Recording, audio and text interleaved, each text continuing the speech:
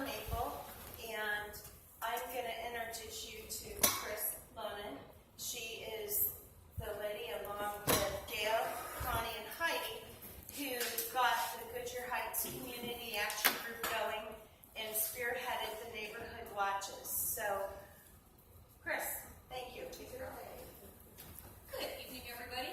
I'm really grateful that you guys came out tonight. We've got some good speakers here tonight. We've got Council Bus, Jeff Fusco, and Veronica Smith. We appreciate them being here. And we have Summit County Council Jerry Feeman with us. And we also are lucky enough to have State Representative Tommy Polanski here tonight. Now, they're all going to get an opportunity to speak. And we're going to have a timed Q&A at the end, a little bit like council, so that you guys can, questions, concerns, whatever you need to do, and then you get a chance to talk to our representatives for change. We were actually formed in March of this year. It's only been 7 months, and in that time we managed to pull off 3 community cookouts, totally funded by the community donations from local businesses, and along with some help from our pocketbooks too. Our last cookouts also donated school supplies to over 200 students in both local schools and the adult special needs schools in Grand Akron. Seeing a need to revive the Neighborhood Watch program, make it more user-friendly across the Heights, we've instituted a whole new format for the watch program, creating and printing our own neighborhood watch signs, and providing a format for smaller block watches to join together on a central social media hub, and helping to keep more of the Heights informed as to what's going on and issues and problems as they arise. Our sites are monitored by APD too, which is very helpful when a problem does come up, so we can get our policemen's action right away. Going forward, we're hoping to extend the Neighborhood Watch program to join with more new block watches surrounding. We've already hooked up with Ellet and with Springfield, so we're hoping to continue expanding so we have watches all across the city. I think that can be really helpful and help our police as well. It's going to keep areas more informed and watchful of potential problems. We're also looking to a variety of programs to augment this approach. One's called Community Observation Control. This is just in a talking phase right now. It'd be a program done in concert with APD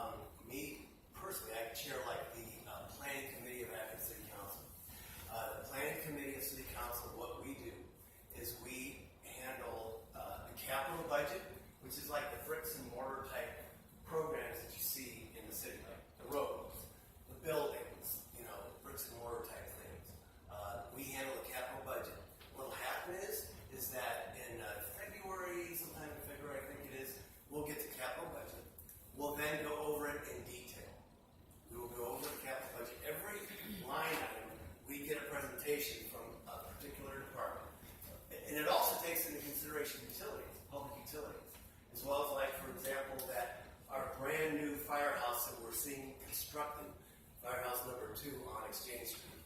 So that came through the capital budget.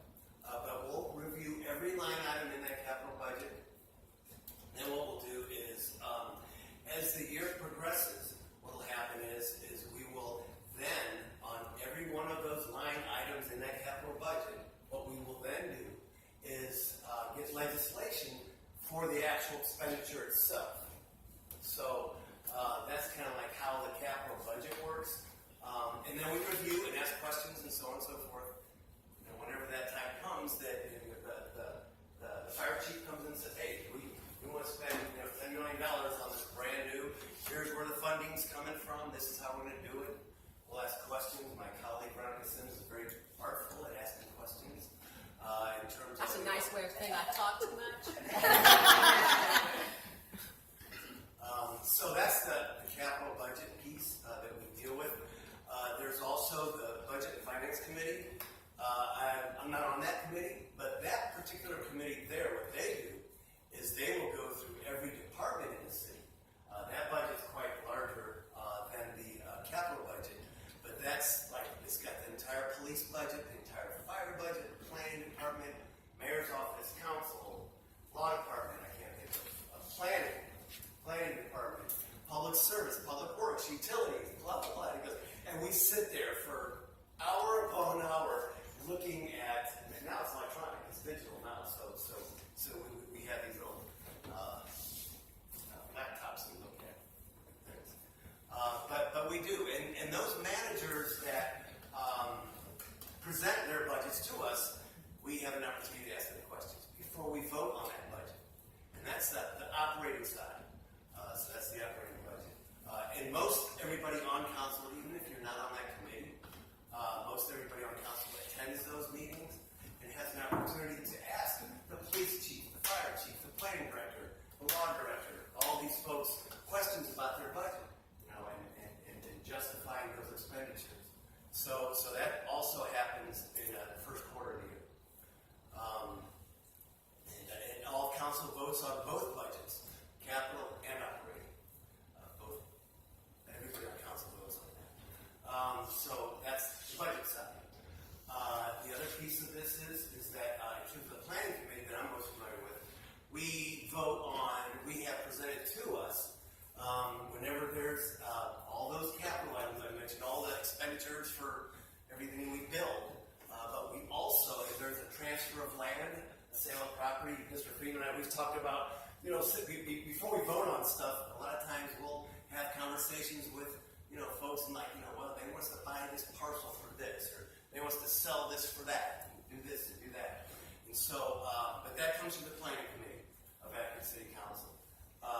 And then we'll present that to all council, and everybody will vote on leases, sale of property, whatever the case is. That comes to the planning committee as well. The other piece is the zoning, the conditional use zoning.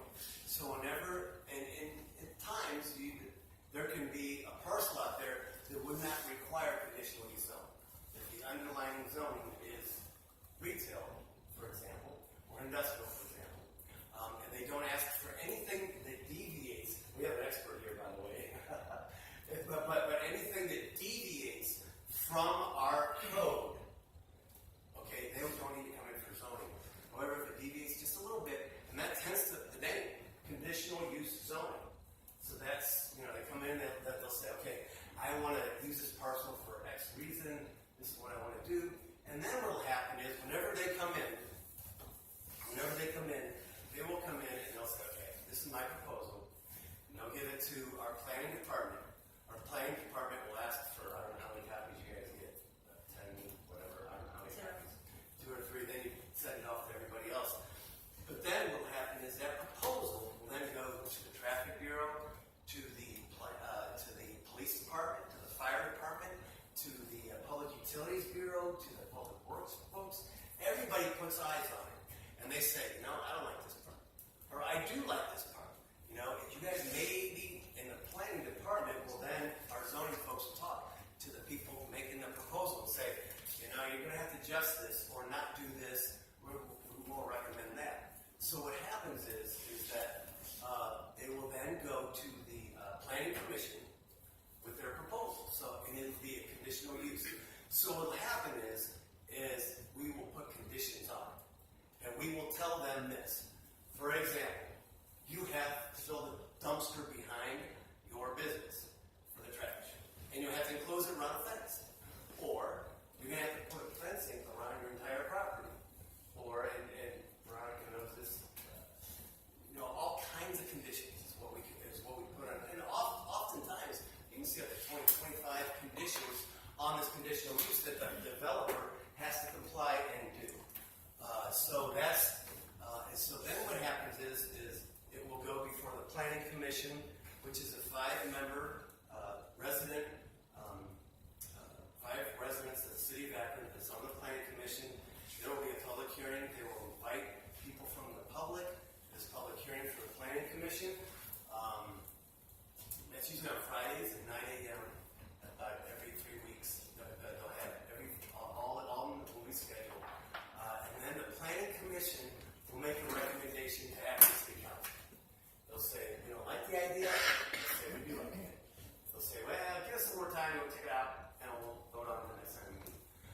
So that's kind of like the Planning Commission's role, making recommendations to City Council. That's what they do. Then what happens is we get it, the committee that I chair, the Planning Committee.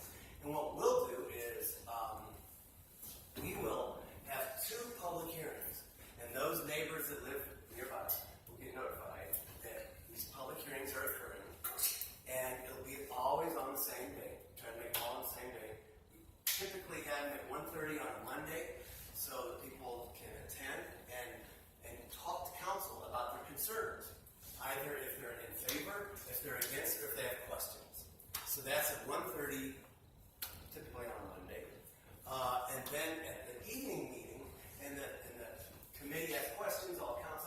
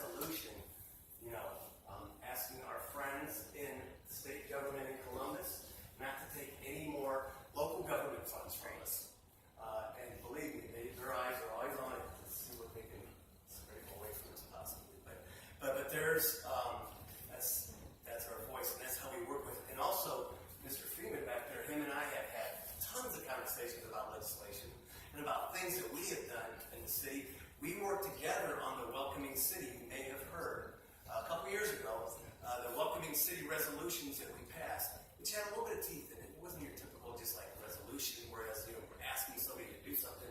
We said we declared Summit County and the city of Akron as a welcoming community. And I have overtime. No. Okay. So I was waiting for other something. But we worked together on this welcoming community. Summit County and the city of Akron were like the 53rd or 54th communities in the United States to declare themselves as welcoming. What that means is that refugees, immigrants, etc., so on and so forth, they're welcome in our communities. And we are not going to, we're going to do all we can to have a safe landing for those new Americans, if you will. So that's kind of an example. I hope I'm getting everything I want to. Absolutely. Pass on the scent and then Okay, cool. yes, sir. Thank you. You're welcome. Forget your jacket. Oh, there's one thing I forgot to say. And that is, I think you guys, I would recommend you give a big hand to the Lonans and the team. What you guys have done the last year or so is outstanding, and this is what neighborhood and community is all about. I think you guys are doing, in your team, you guys are all of you doing a good job. Absolutely. You guys are. Yeah, don't forget your jacket. Don't forget your suit jacket. Oh, I was going to leave that. Makes everything. I get it. So good evening to everyone. I just first want to say thank you for the invitation to come here today. I am a community action baby, so anytime you got community action in your name, I kind of want to be there. First of all, let me give you, I won't give you all the technical stuff. I'm so glad that he did it because I'm the new baby on the block. And he does it a little more intimately than I do. Born and raised here in Akron, Ohio. Graduated from Garfield High School, Garfield, Rams, go.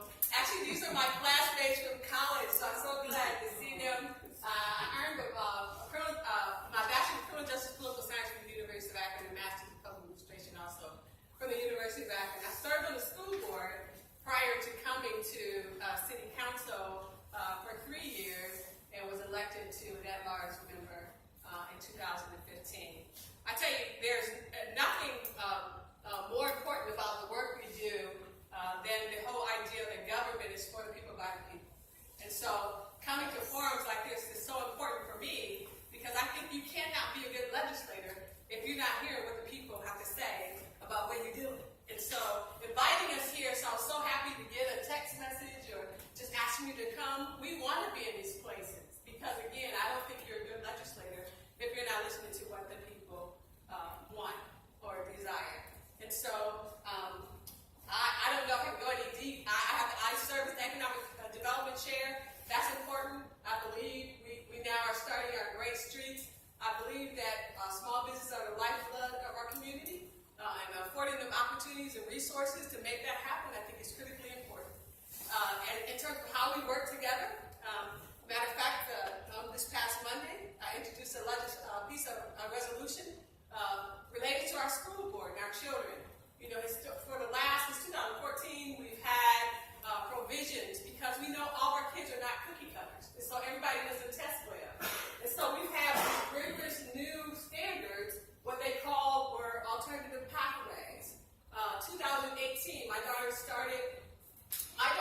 did Representative Galassi's daughter, that graduated from STEM High School in 2018.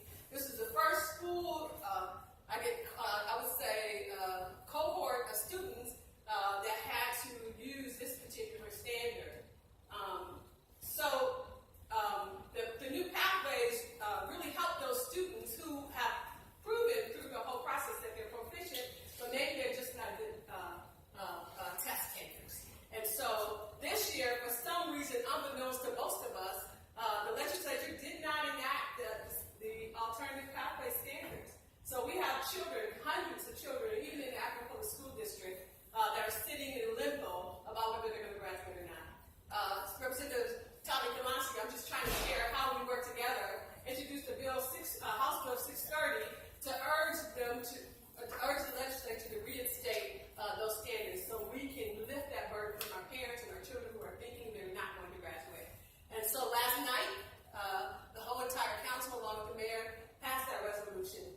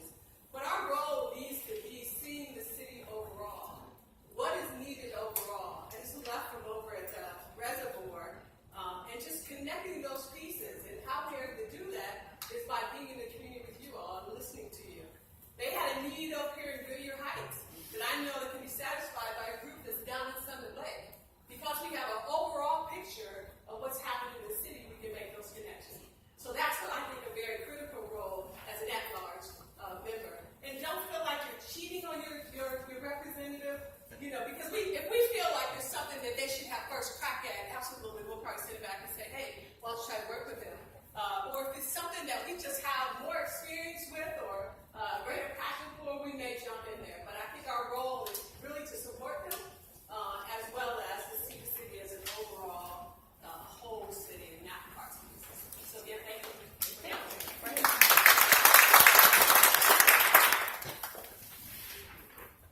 I have Jerry Feeman up, and I have to make the admission here until, I don't know, about 2 months ago, I didn't even know we had a Summit County councilman. That's what they did. I'm really embarrassed to admit that. It's okay. I voted for it, and I have no memory of that. So Jerry can tell us a little bit about what Summit County Council does, what he does for us, and hopefully takes over the ignorance around things. Jerry? Good evening, my name is Jerry Feeman, and I am most of your Summit County Council reps. Going down eastward that direction, kind of goes out like this. But for the most part, most of you guys have to do that. Summit County Council, there's 88 counties in the state of Ohio.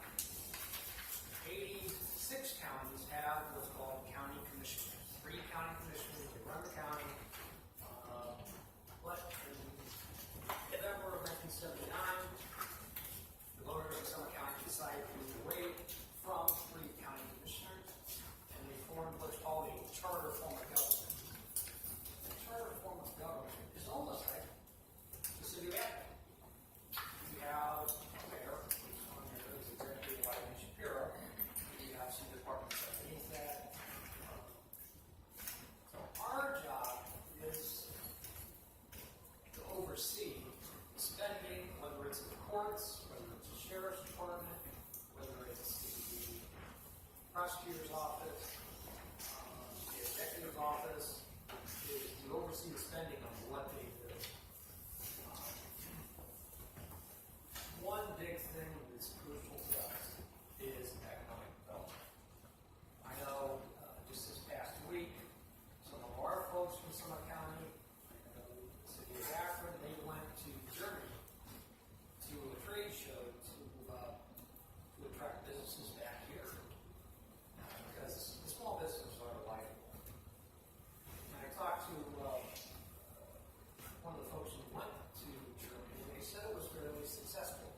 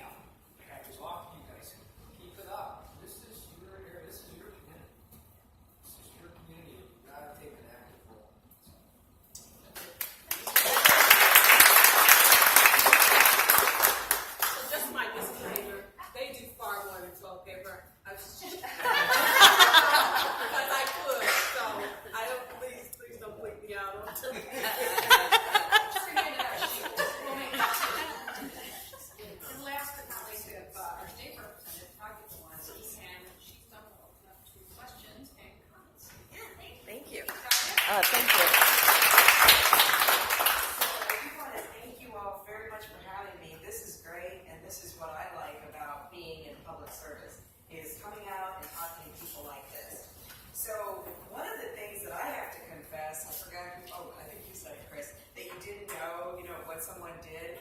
Honestly, before I came to the legislature, I really had no idea. I knew Greta Johnson. I thought she was great. But I was like, what does a state rep do?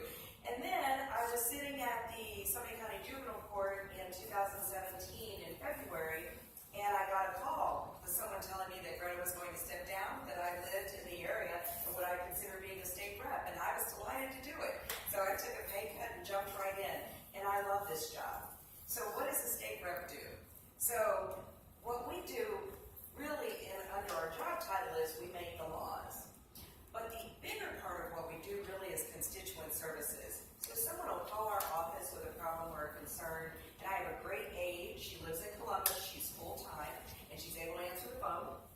And you can call her and tell her what you want me to know, and then we work on the problem, whatever the issue is. So here's an example. A lady called and said, these are my cards, just pass them around. A lady called and said, my insurance company won't let me take my daughter who's diagnosed anorexic out of state to get the best care that she can. And so we did some digging and some helping, and we were able to help her, and her insurance company agreed to that. So that's not like literally what we do, but we are in the business of helping people. Sometimes people call with issues that are not ours. So somebody called once and said, hey, we need a crosswalk down there on, the Kenmore Senior Center? Okay, so they didn't have a crosswalk over to that Circle K, and a couple of older people got hit. Isn't that awful? They weren't killed, thank goodness. But they were hit, and they said to me when I was just out there, they go, hey, we get a crosswalk. Well, that's not really me, but our office was able to work with the city and get one out there quickly. And so sometimes, it isn't that your government isn't working fine for you, it's just that we can work together with you to help make things happen. So the reason I'm handing out my cards is I do work for you, and I want you all to use that. It's got my cell phone on it because I'm just available to you whenever. Nobody abuses that, by the way. I just give that to people, and then somebody said, why did you do that? And I said, because I do work for them. And people don't call me in the middle of the night and prank call me, nothing like that. I mean, you guys don't start. People are very respectful, and they're great, and they really tell me things that I need to know. So, I need you to know that I'm not an activist lawmaker. So I don't go out and think, wow, I really like this law or such and such to be this way, so I think I need to fix it. By training, I'm a lawyer. And so, and I also have an MBA. So I have a lot of knowledge in me about stuff and how you could do it. But that's not the way I approach it. What I like to do is wait until a constituent, which could be a business owner or it could be a resident. And my rule is if you live, work, or worship in my district, then I work for you. So if somebody contacts me, we do operate kind of in districts. That's our mindset. But really, any representative can help you. So you're in the 35th district, and there are 99 of those in the House of Representatives in Ohio. The General Assembly is made up of the House of Representatives and the Senate. So sometimes I notice when people hearing titles like senator, they're very impressed with that. And representative, they're not too sure if you're going back to Washington or what. I'm not going to Washington at all because I work in Columbus. I'm only there like 25% of my time. 75 is right here in district.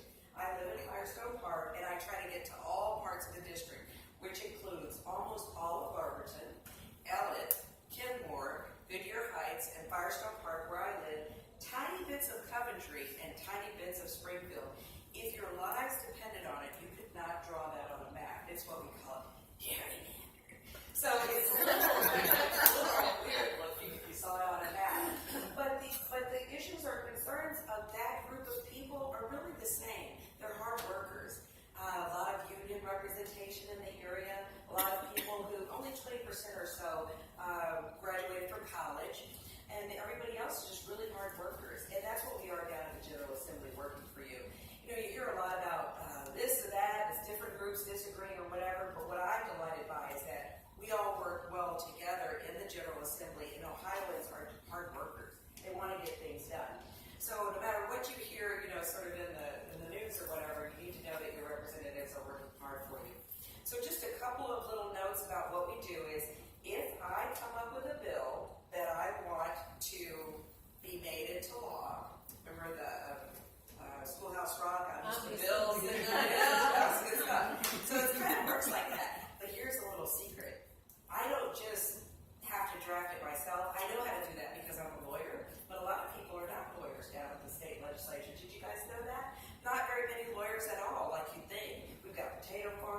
we've got Mr. DeVias owns the company, the food company, or the food building, et cetera. What am I trying to say? Restaurant?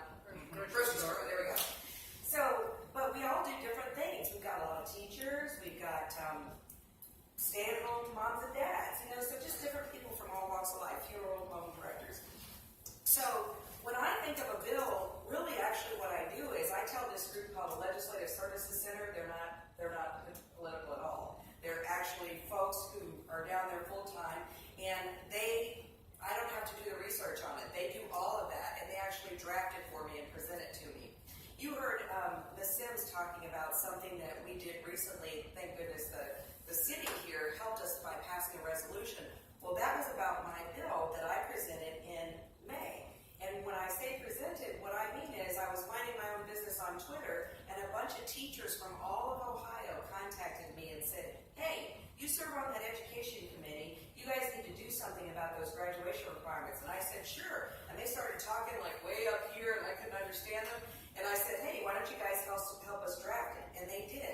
And 3 days later, I filed that bill. When you file a bill, it gets referred to committee. And as a courtesy, no matter whether you're Republican or Democrat, you always get at least one hearing. Well, we had a lot going on in the legislature. Did you guys hear? We lost a speaker. He resigned. FBI investigations. We've got 2 of them now. Kind of a lot going on. So I didn't get a hearing for my bill. And the result of that is I'm very worried right now about our high school seniors who don't have this set of pathways available to them. And you need to go home. If you know any high school seniors in the room, you need to ask them if they're on schedule to graduate. And if not, what they need to do is, I'm working with some other legislators who want to make this happen too, who are on all sides, but it helps to get the voice out. And you can do things as a constituent, again, live, work, worship, anywhere, plus we all live in Ohio. You can write letters, you can write emails, and you can make phone calls. We have a retention policy at the state, and I didn't know that when I first got there, so I'm reading emails and deleting, and somebody said, hey, hold up. And what that means is, if you guys contact us, we have to keep that. And we have to respond to it, and we have to deal with it again, because we work for you. So if you're thinking, you heard people say, oh, I'm calling this or that and the other, and I don't even think it makes a difference, it does. All your letters and your phone calls, if you find an issue that matters to you that you know is in the State House, I encourage you to make those calls, write those emails, and a handwritten letter, ooh, that counts like 40,000 voters to a representative. It means a lot to them if you literally write it out. My kids are like, do you mean cursive? Yes, I do. So if you write it out and you send it in, that's a really big deal because people are paying attention. And when we wonder if we're going to vote on a bill, if we're going to vote in a certain way, it's great to have this whole collection of letters to say, this is what the people of Ohio want me to do, and I'm listening. So on our bill that we're working on, and the city was gracious enough to help us, Senator Sykes' office, not even my office, not even the other legislator, he's receiving 40 to 50 calls a day about that legislation. It's going to make a difference, move it through for our kids. So I'm very fortunate to be able to work with all the wonderful people in the room and then other members of our government too. But the biggest thing that I want you to take away is that we do work for you. And that if there's anything you need or want, and whether or not, like maybe you just came to this meeting, you don't really live here, that's okay. I still work for you, and I'm glad to help you in any way I can. Thank you.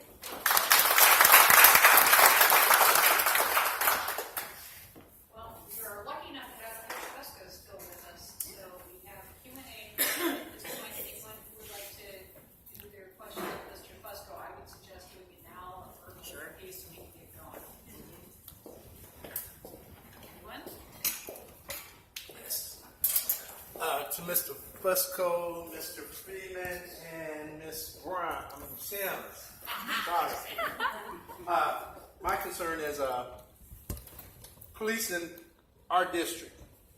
I know in Elliott, it's easy for them to have police officers who live in their district.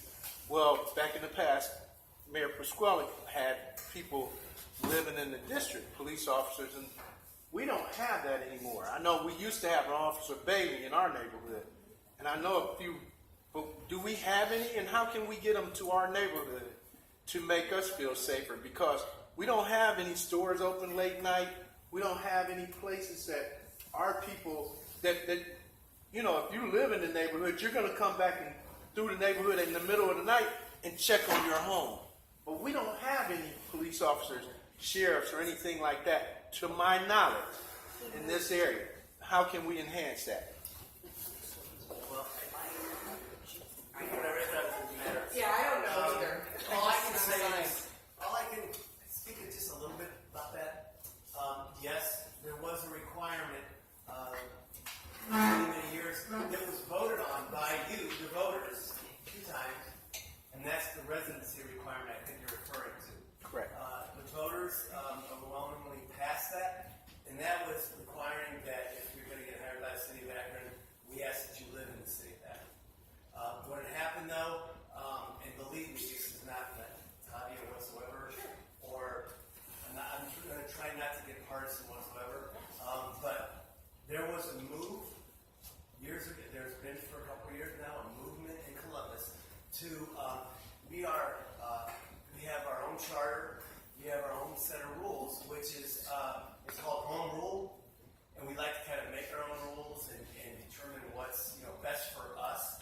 And what had happened was the judge had said, I believe the judge had made some kind of ruling in terms of overriding the voters' wanted.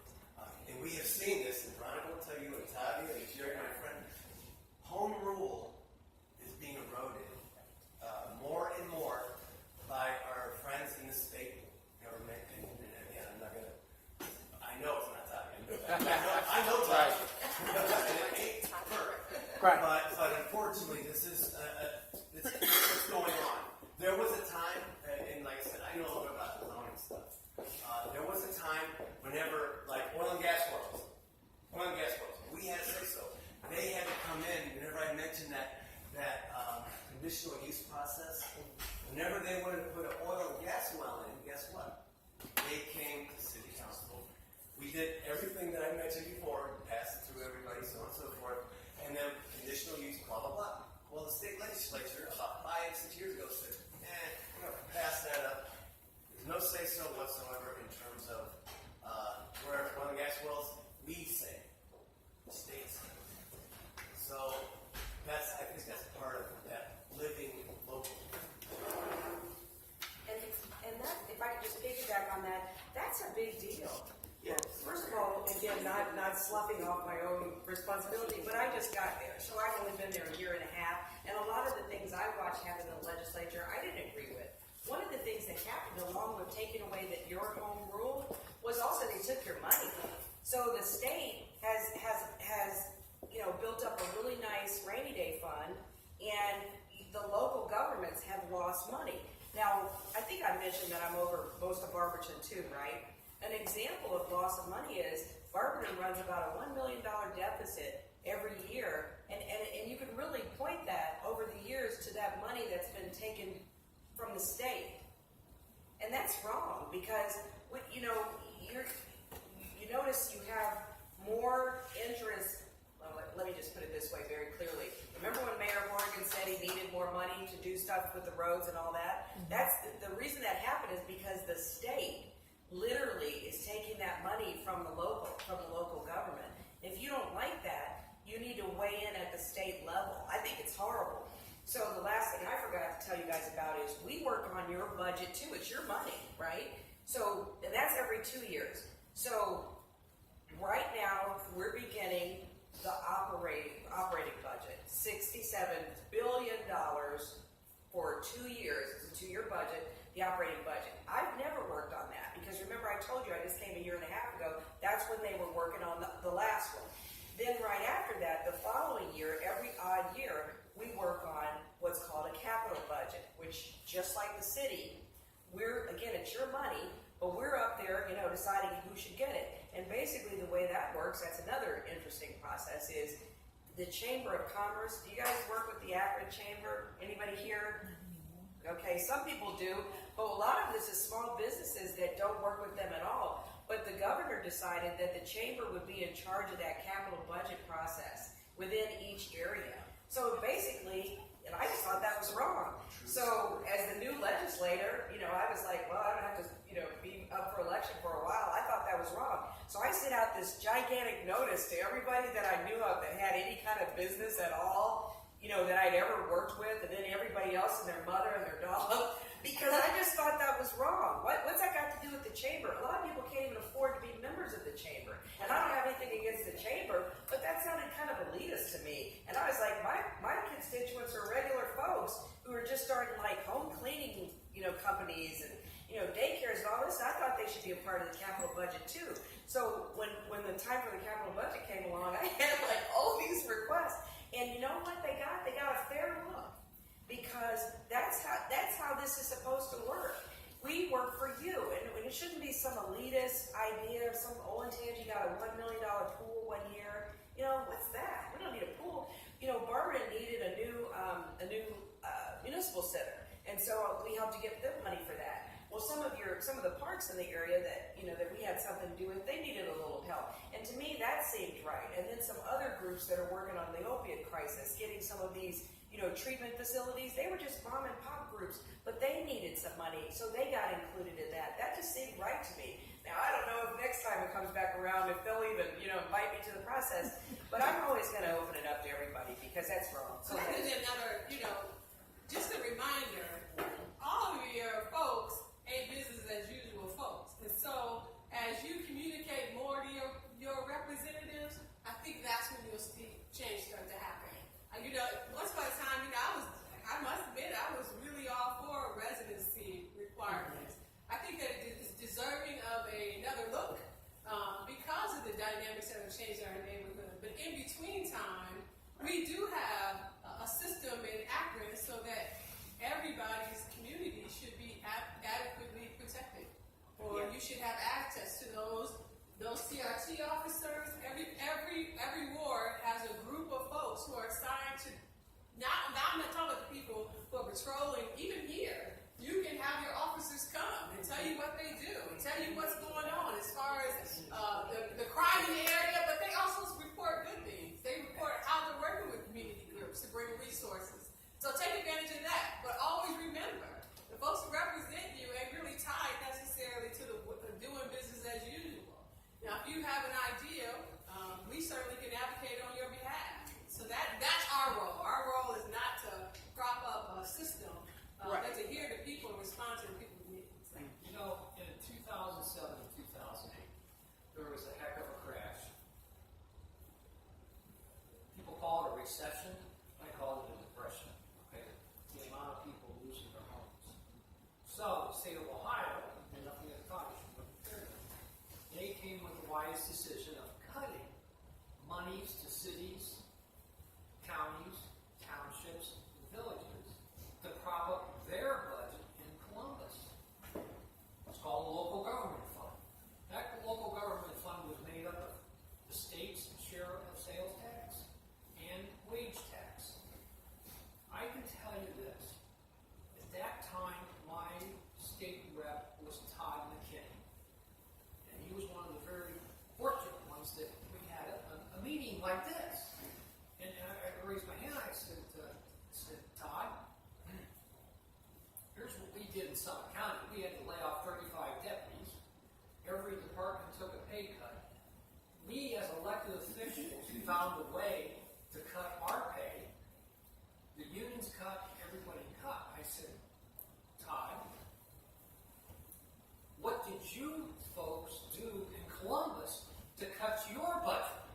Because you took 50%, and I think at that time it represented somewhere between $7 and $8 million. Just some county, not the city of Akron. And I said, Todd, how much did you guys cut your budget? Because this is what we've cut ours. He looked at me and he said, we didn't cut our budget. Actually, they increased their budget. And they paid for it off of monies from local governments throughout the 88 counties in the state of Ohio. And one last little piece. There's currently, you might know, there's currently discussion right now.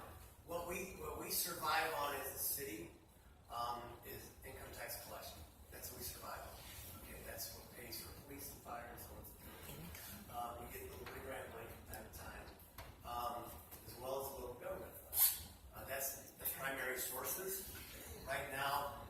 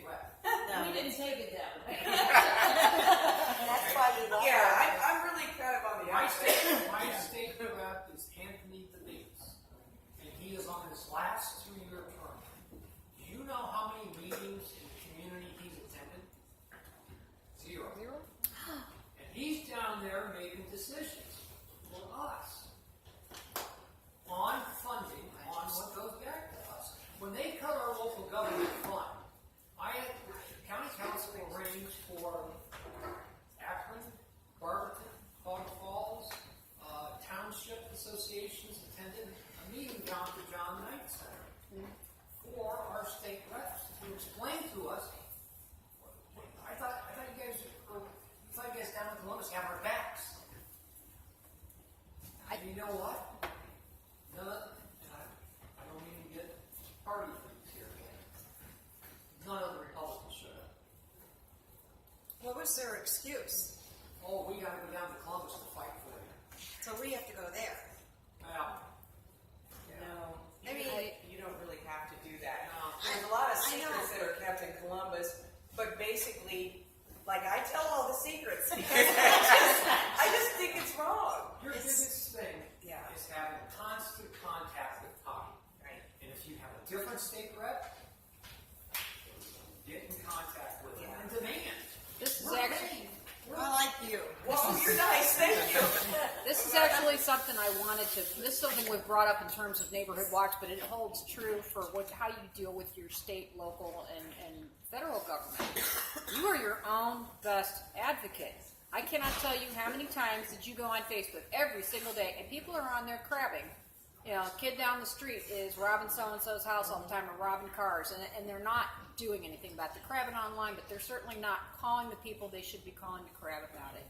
So for you to get the services that you need and deserve, you need to be your own best advocate and find out who it is you need to talk to. You need more police services, then you need to talk with your councilman. You don't get satisfaction there, you just keep going up the ladder till you get some satisfaction. No, wait till you hear yes. Yeah, groups like this are awesome as a kind of, grassroots, take your town back advocacy group where we're here to talk to you and maybe help point you in the right direction of where you should go. We can't solve it for you, we can help point you in the right direction, or we can work together with you to solve it. But that goes for every aspect in your dealings with government, safety, police, all of that is, you have to speak up, you have to be heard. I don't want to see you crabbing on Facebook, do something about it. Yeah, and just also important to know too, we have committee meetings. I don't know if everybody know committee meetings every Monday, and I know people work between 1 o'clock and 3:30. So all those standing committees we talk, because when you come to a council meeting, you hear what's already happened during the course of the day. You really don't have the meat now that you were sitting around looking at it online. I think we took it off online. I think you kind of get the slow version now. Get the YouTube if you go look at that. But that you can come to committee and hear. So you're not getting just these snapshots you get in the paper, but you're hearing firsthand some of the conversation around the decisions that are being made. So that's every Monday. They do theirs a little different. They have committees one week and then they have legislation passed the next week. I like that, because it affords people greater access. If something gets, it's delayed and we can just have committee, people can have more input in it. I'm not gonna say nobody's name, but I was sitting there, it was like, well, it just slows things down. Well, some things need to be slow, but some things don't. And some things would have to be slow if you engage the people up front. If you engage them up front, we gotta jump these hurdles and we gotta have these unnecessary, passionate discussions about what should and should not. And just to piggyback on that, at the state level, you're never going to know when we're doing committees. You know when I find out when a committee is being held for the following Monday? 4 o'clock on Friday. That's when they tell me if I need to go be down in Columbus for a committee hearing. And the other thing that I'm working on, just to let you know, is I think those committee hearings should be live. Why not? It's your work. It's the work, like Veronica said, the real work is done in committee. All that stuff they put on the Ohio channel, us and, in session, that's already been done. So the fact that we're standing up there looking good in our suits, who cares about that? They already have the equipment down at the State House to put those committee hearings. They don't know I know that, but they have that equipment already. I know that. They have all that equipment to put those committees online and live already, and they've had it for 10 years and they've never used it. That's how outrageous. That's your money. And I'm determined to get those on, because you can pull up a phone and have those live. So it's another thing you need to know. All the committees, all that hard work, it's a big secret in Columbus. You're welcome to come there, but who's going to drive 2 hours? You know, people are starting to drive, but I think you shouldn't have to do that. But you're welcome to come. A lot of people don't even know they're welcome to come. That's true. Hey, we got another question? Yeah. Oh, mine was just a quick follow-up to what Councilman Fusco was discussing about the state collecting income taxes, and there's a discussion going on. So this is a quick answer, I'm sure. Is that something that is decided by the state, or will it eventually become an issue on a state issue on the ballot for voters? Well, it's okay. First, we'll talk about our issues in a second. You have a right to, as people, you could get signatures and bring something and bring an issue.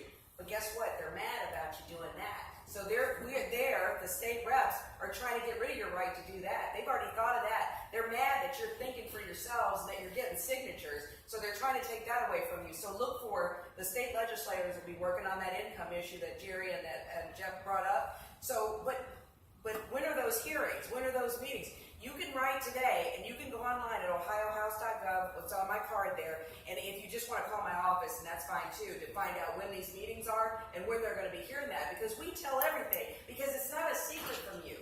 We work for you, and it shouldn't be a secret from you. So we're going to be voting on that. And look out for the lame duck, because we're going to have like 50 bills to vote on. It's all going to happen like in secret. Don't you think? I think that's awful. Right. It is. Yeah. It's not how government's supposed to work. And anybody who's taken back by your advocacy probably are in the wrong place.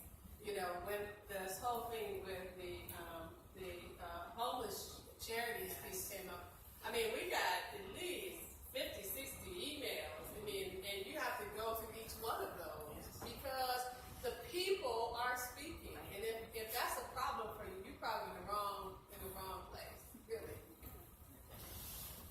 Is there anybody who's got any I don't like y'all cussing me out. Oh, Though. no. You don't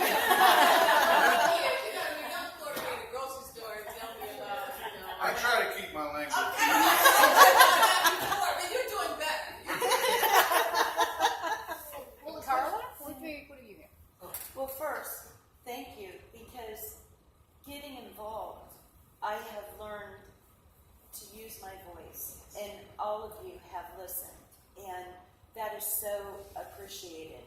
And Gatrell, so that you know, Officer Ledbetter is our liaison. So when you let me know what's going on in the hood, that's who I'm contacting, saying, here's what's going on. He monitors our neighborhood watch page. Yeah. Okay. And with his help and, of course, all the other police, we've taken out our one.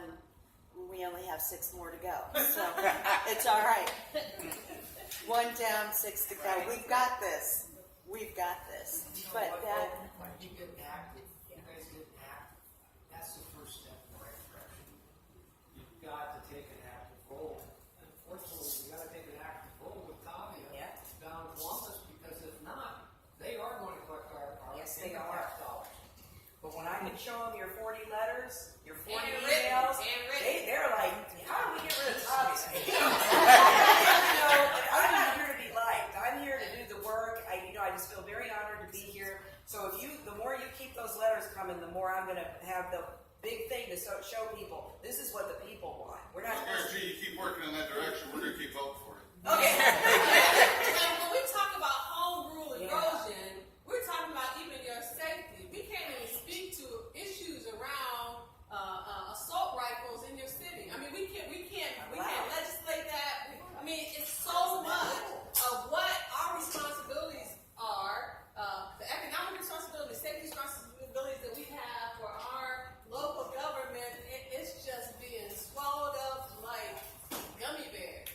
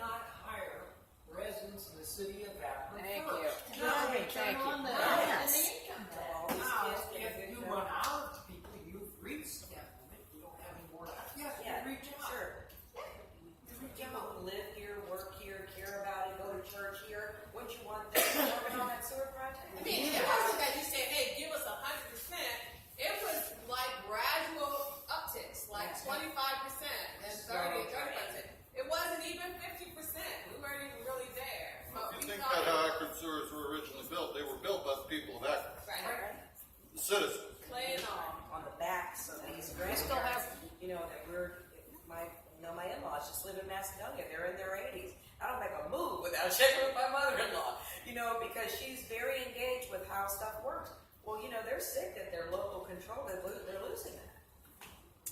You had a question though, ma'am. No, I just had a question, as you've mentioned that, both of you, Yes.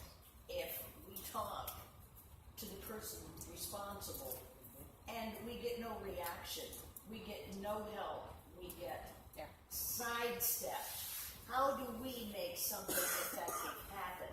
Sidestep that person?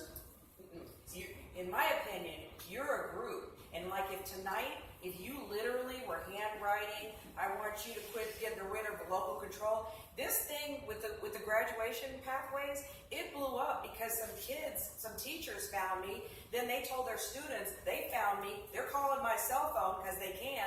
I'm happy about it. They're texting me. They found me on Twitter. And now 40 to 50 calls a day to the senators. I'm telling you what, DeVitas, I saw him tonight earlier. He actually came to me and he's like, we're doing something about that. And I gotta bet you are. Because in only a couple of weeks, you all started writing, so literally groups like this are writing letters and they're mailing 50 at a shot. So even on that piece, and I want to get to that question. Even on that piece, I have a conversation with Tavia, and I said, "Well, Tavia, how about I do resolutions? I go to the school board. They say, "How we're going to do one?" Next thing we know, Kent's calling and saying, "We're doing one now." If you make an issue hot enough, they just can't sit on it. That's the fact of the matter. So here's the other thing, and I think we said that tonight. Remember, you have 4 representatives, every resident in the city. Now, ideally, I'm almost hopeful that we can work with one another. We may have differences, but try your best to work with us. But you have other resources. You guys don't look like a group that's easily stopped. Exactly. I just gleaned that just in the 15 minutes I was here. You know what I mean? So I can imagine. Don't let that get in the way. Well, like, let's take, for instance, you're the one I would have to go to on. No, you don't have to. No, I Okay, mean, all right. next, you'd be the first then. If we were going to the next level of representation. Yes. I mean, seriously, even if you put it in, well, I've talked to you so-and-so a few times. I'm going to talk, and they do it all the time. I'm going to talk to a councilwoman at large, Veronica Simmons, right? And that's what happens. They call me, and I respond. So Or they'll call Jeff Fusco, or Linda Mobian. Our representation, if it is not existent, we can bypass that by going to at large to try to be heard and asked. And what I will do as an at-large person, too, is try to mediate there, too. Right. Because ultimately, I want you to be able to work with the folks you represent, that represent you. That's my ultimate goal, is that we build together. Right. The best way we know how. It may be days you just ain't good at that. Now we talk to you. So I talked to you already, right? So maybe they're a little better, but at the end of the day, we want to work together. Figure out a way to work together. And we have that same courtesy at the State House. So people have called me from other parts of Ohio to say, hey, why aren't you doing something about this? Like I told you about the teachers, right? They didn't live here at all. But what I said to them was, well, I will contact your representative as a courtesy. Usually I'll write a letter or an email, CC them, and let them know, hey, your folks contacted me about this. And then, especially if it affects the whole state, then I just get to work on it. Like, I don't sit and wait, well, your rep didn't do anything. To me, that's one of the laziest things I've ever heard. So I can't live like that. Again, I come from the stock of people that are hard workers. So I would never just sit on something. I would do something. And sometimes you get these form letters back. I don't believe in that. I believe in literally working on the problem. So there are reps like me out there. So even if I don't represent you, if you've got another representative, Jerry knows, you call me because I'm going to work on the problem, just because I think that's the right thing to do. And as an at-large member, by the way, I don't have necessarily board meetings. I may collaborate with someone to do one, but I have office hours. I post my try to get them to the Beacon. If y'all just show up, sometimes I'm just really calling myself. Yeah. I just my own selfie and stuff. It's just crazy. If you just show up, if you just kind of complain or just give me an idea. I just thought about something the other day. Well, how you doing? I'm so glad you came. And it's just show up. When's the next office hours? It won't be till November. And so listen, I have to go all over the city. So I try to go in every ward. So I'm at least every quarter trying to go to every ward to be available as well as be at the other folks' ward meetings. Right. So, but just if you feel like that you want to come and see me. Anybody else got anything they would like to ask? Yes, about ma'am. the whole change of pace. Oh, Is this the proper forum to ask if there's any information out there about the proposed Circle K? That's what I'd like. That, the person we were hoping to ask had to leave a little early. We know that there's been, Oh, we have our Awesome. someone here in Dennis. November 19th, and we'll go to city council. How do we stop it? It's up to council whether they want to pass it or not, so get all their council. And All of council. handwrite it. Well, all of council votes on it, not just one council, all of council. So committee What should I say? Council. Committee, so they, what happened, it will be a public hearing, so there should be a public notice to go out about it. And so they'll have. has there already been a, Commission here. The planning commission is separate from us. They can send something to us and say we disapprove, and council can still approve it. You know, it's just, I'm not saying that we all got in the bag of chips. I'm just saying there are checks and balances. There may be some extenuating circumstances why this should pass or it shouldn't, that they didn't understand. was But there already a meeting? I was under the impression that something had happened last Friday. That was the same. that's a planning commission. Okay. It hasn't come to council. They Okay. make a recommendation. That was my, that was my, wondering if something had already. And not to minimize, we have some really good folks working in planning and zoning, and they really do their due diligence. You know, so this is not to minimize the work that they do, but I'm just saying there is a process, and there are checks and balances. And when it comes before council, there is normally a notice to let you know there's going to be a public hearing. At that time, if you oppose or you support it, you have an opportunity to voice your opinion. In But should between- they go to commission in between now and 19? Like, is there gonna be another meeting of the planning commission? The commission won't meet. Once it passes out of the commission, it comes to council. It's planned to come to council. So what happened at that commission meeting? It Or was did it not just- pass the planning commission Oh. because there were only 3 members there, so they Okay. did not have a quorum. But it will go back to the planning commission, like I said, either they will pass it or deny it. Doesn't matter, it's a recommendation, it's council. Still comes to council. November 19th is when it's scheduled for city council. Got it. So when is the secondary hearing on the commission? Anybody on council. When's the second one? When's the secondary hearing on the planning commission? Well, they technically did not pass it because they only had 3 people and need a quorum for, you need 3 votes, and 2 voted for it, 1 against it. So technically, it goes back to planning commission, but it's a closed public hearing. They've already heard the public hearing. They will make a vote, yay or nay, but ultimately, it still goes on the city council. And that's where they have the authority to approve You gonna it. send Tanya down there so she can tell us. I actually do have something Would there be that, a public It's gonna be right hearing, a public hearing if we weren't notified? Right here. No, that's a public hearing. That's not the right one.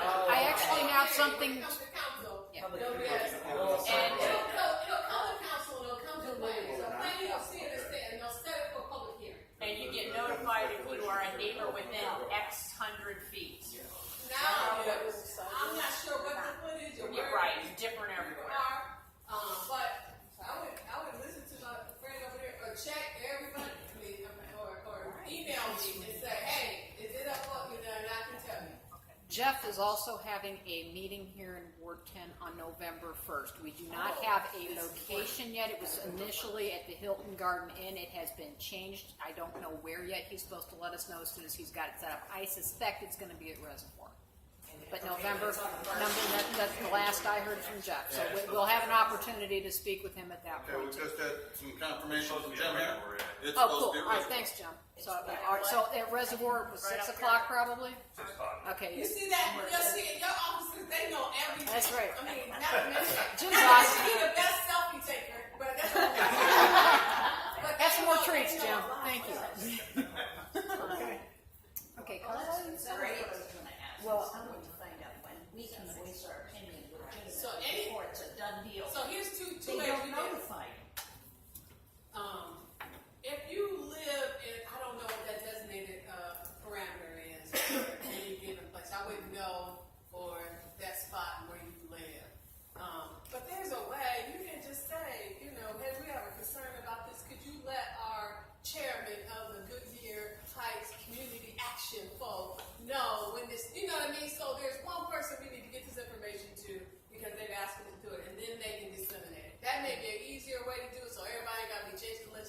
friend request into you. If you can accept What's that. your name is? Christina I'm Lennon. kidding. No, But yeah, if you, I mean, that would be an awesome way to do that. Would be just shoot something there, and I can put that. You know, on. my email is better because I know sometimes yeah. You can reach me on Yeah. Facebook or Twitter. Yeah. It's the inbox, I never go to the inbox. But But my telephone number, I know I'm not as hot as Ms. Chubby, but my telephone number, I'm sorry, I have no cards, is 330-612-0770. You know, in the minutes.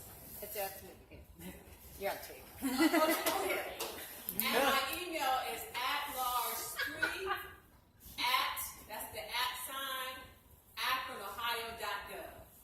And she does answer her emails, and And she text. does, And text. yes, and she does return phone calls. Yes, I do. So Karen, this may be more for you.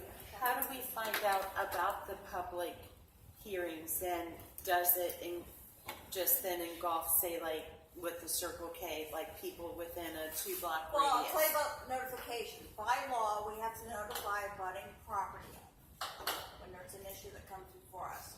And we always go a few houses out, but there's no way we could, get everybody in Bigger Heights to let them know about Circle K.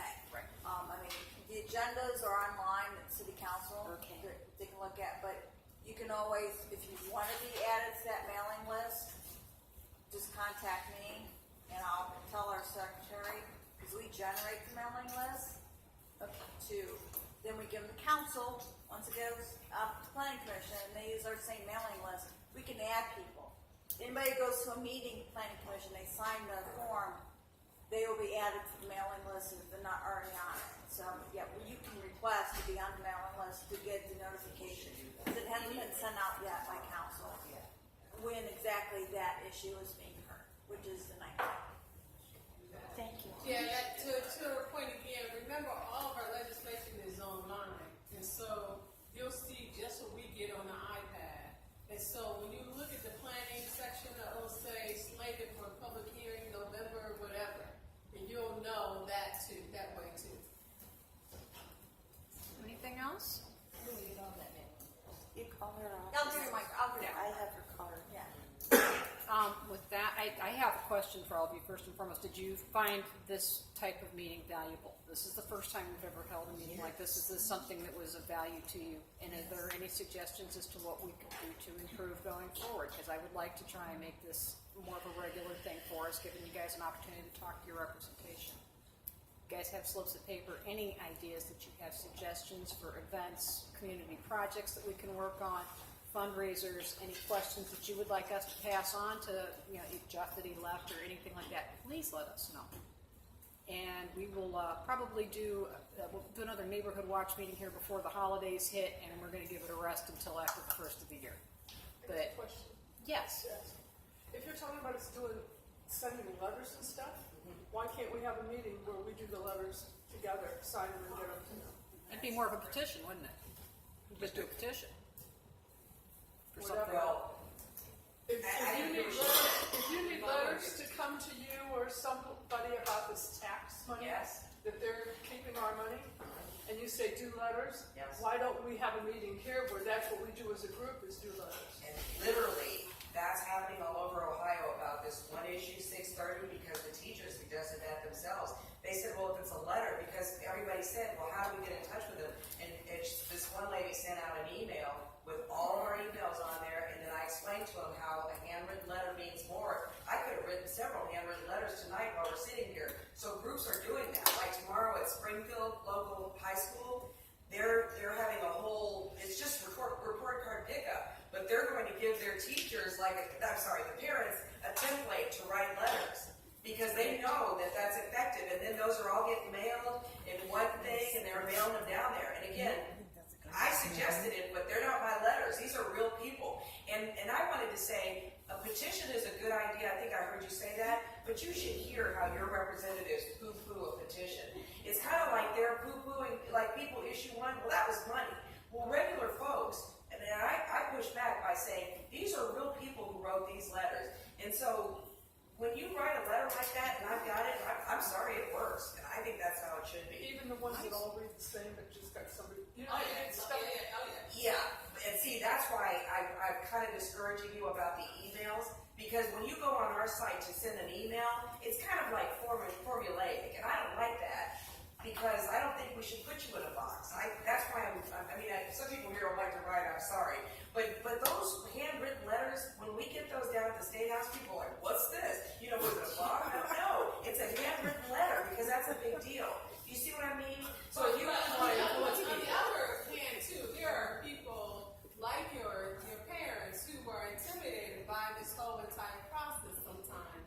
And sometimes the form letter is an entree into them being able to do other stuff. So it's an entree in, and maybe the more comfortable they get using their voice and using their pen, they'll get a little more liberated and write freely, but those don't hurt either. and I was just saying at the state level, the difference that it makes, you know, again, you got emails coming through. I have 4 different emails that I don't even check at the state level. See what I mean? But versus a handwritten letter, my aide is going to put that. But does it matter if the written letter is the same? I mean, Oh no! Like if you all wrote the same words when it was in your handwriting and you signed it, nobody would care about that, because what they're going to be like these people spent this time to handwrite letters. That's just me telling you about the state and how it works. Okay, your emails matter because we retain those by law, but that handwritten letter, that has a whole other retention value by law. We work for you, and a lot of people don't realize that. When you call, if you're a big group, like if you're a nationwide group and you're going to call, that's great because that shuts down the phone system. So that's great. But if you're just a few people, your letter means a lot. And I just wanted to explain that to you from the state level, how I've noticed how it affects people. So if it's a state issue, have a letter writing. do That makes a it difference. here. And then the people that you have that are signing people up for the watch group, Yeah. take that letter and pass it out to those people while you're signing it. And don't ever forget, too, how important the people who are on the front line are. We have clerks in our office, and then we have their legislative aides in their office. Just even a voice call, just remember to do this, too, sometimes. Just to call and say, hey, such and such was doing a good job. Before you call and say, hey, about this or whatever, just to do a combination so you can build that kind of rapport. So that when they hear from you, they know it's just not you, grumbelling. Not just you can't grumbelling, you have to grumbell all you want, but it builds the rapport. Because like Representative Blasey said, 75% of their time is spent in the district. And that means connecting with people. And the final thing I'll say, sorry, I'm talking a lot, I'm getting kind of excited. Okay. But if you do a letter writing situation like that and you want addresses, I can have that sent to you immediately. So if you're looking to do that about a particular issue, we have the email address, but we have the physical address where you would send the letter and all of that. I have that all available to me just because you call me. We don't have to search for it. And you can look it up online too. The point is, you want it to call me. Okay. If you would like to enjoy some refreshments on your or take some with you because we way over planned, that would be awesome. Please have some. We will, those of you that belong to the Community Action Group site and the Neighborhood Watch site, we will get a thing out about what our next Neighborhood Watch meeting is going to be. And as always, any kind of information we get, any kind of news, anything that you need to get out there, please feel free to put it up. We'll keep you informed as much as we know when things come up. I have a card available too if you need anything. We're right here. I'm happy to do what I can to try and find answers for you. So if you need a card from me, let me know, and we'll hopefully see y'all back in November. And I would like to thank Councilwoman Sims and Councilman Jared Freeman and Representative Tavi Bronski. Thank you